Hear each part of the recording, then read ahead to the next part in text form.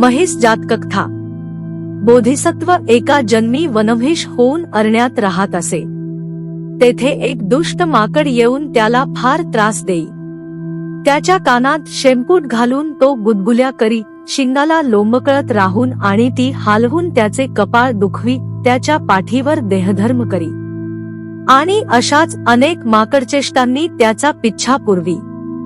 परंतु बोधिसत्वांनी त्याला काही एक अपाय केला नाही। एवढेच नव्हे, त्याच्याविषयी आपल्या मनात सूड उगविण्याचा विचार देखील उत्पन्न होऊ दिला नाही। पण त्या माकडाचे कृत्य त्या अरण्यात राहणाऱ्या वनदेवतेला सहन झाले नाही आणि ती बोधिसत्वांना म्हणाली, भो महिष, अशा या दुष्ट वानराला तू सलगी दिली आहेस हे मला मुळीच आवडत नाही। तू जे याच्याकडून घडणारे दुःख सहन करतो आहेस त्यापासून तुला फायदा कोणता? मला तर असे वाटते की तुझ्या या शांतीचा फायदा घेऊन तो तुला दुःख देईलच, परंतु तुझ्यासारख्या इतर प्राण्यालाही दुःख देण्यास त्याला उत्तेजन मिळेल। तेव्हा याला शिंगाने खाली पाडून पोटावर पाय देऊन याच्या आंतड्या बाहेर काढ। हे काम करणे तुला मुळीच कठीण नाही। बोधिसत्व म्हणाले, भो देवते, माझ्या अंगी सामर्थ्य आहे, म्हणून मी जर याचा सूड उगवला तर माझा मनोरथ सिद्धीस कसा जाईल? आपल्या दुष्ट मनोविकारांवर जो ताबा चालवतो तोच खरा शूर होय। तेव्हा हा जो मला दुःख देत आहे तो माझा मित्रच असे मी समजतो। माझे धैर्य आणि सहनशीलपणा तो कसोटीला लावून पाहत आहे आणि हे गुण मी याच्या माकडचेष्टांनी भंग पावू देणार नाही। आता माझ्या या कृत्यामुळे तो दुसऱ्या प्राण्यांना त्रास देईल असे तुझे म्हणणे आहे। पण यावर एवढेच सांगावयाचे आहे की सर्वच प्राणी क्षमाशील असतात असे नाही।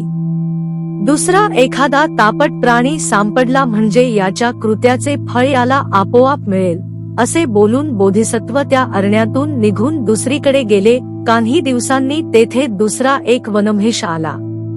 माकडाने त्याच्याशीही दांडगेपणा करण्यास आरंभ केला, पण पहिल्याच दिवशी त्या महिषाने शिंगाने माकडाला खाली पाडून पाय देऊन त्याच्या पोटांतील आंतडे बाहेर काढले। दर जातककथा।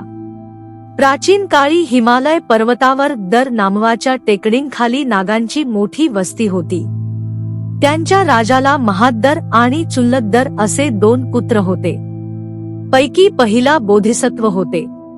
चुल्लद्दर मोठा तापट असे।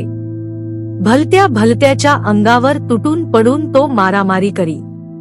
त्याचा गुन्हा असह्य होऊन बापाने त्याला आपल्या राज्यातून हाकून देण्याचा हुकूम फर्माविला। परंतु बोधिसत्वांनी विनंती करून बापाकडून त्याला क्षमा करविली। असा प्रकार 2-3दा घडून आला। चौथ्या वेळी बोधिसत्व बापाजवळ क्षमा मागण्यास गेले तेव्हा नागराजा म्हणाला, तू त्याला क्षमा करण्यास सांगतोस म्हणून दिवसेंदिवस तो अधिकाधिक बिघडत चालला आहे। अर्थात तू त्याच्या गुन्ह्याला उत्तेजन देण्यास कारण झाला आहेस, म्हणून या खेपेस त्या बरोबर तुलाही मी दंड करतो। दोघे माझ्या राज्यातून बाहेर जाऊन वाराणसी बाहेर कचरा फेकण्याच्या जागी 3 वर्षे राहा आणि या अवधीत चुल्लद्दराचे वर्तन सुधारले तरच परते या त्यावर महाद्दर उत्तर देई। बाबारे, या तुझ्या तापटपणामुळे आपल्या दोघांवरही देशत्यागाचे संकट ओढवले आहे। आता पुन्हा तोच दुर्गुण अंतःकरणात वाढू दिलास तर पुढे काय विघ्न परंपरा ओढवेल हे सांगता येत नाही। आपण अज्ञातवासात आहोत हे लक्षात ठेव आणि यहकश्चित मुलांनी किंवा इतर प्राण्यांनी अपमान केला तरी तो सहन कर।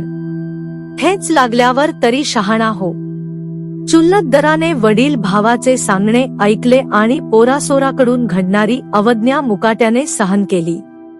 3 वर्षे झाल्यावर चुल्लद्दराचे वर्तन चांगले सुधारले आहे असे जाणून नागराजाने त्यांना पुन्हा आपल्या राज्यात बोलावून नेले।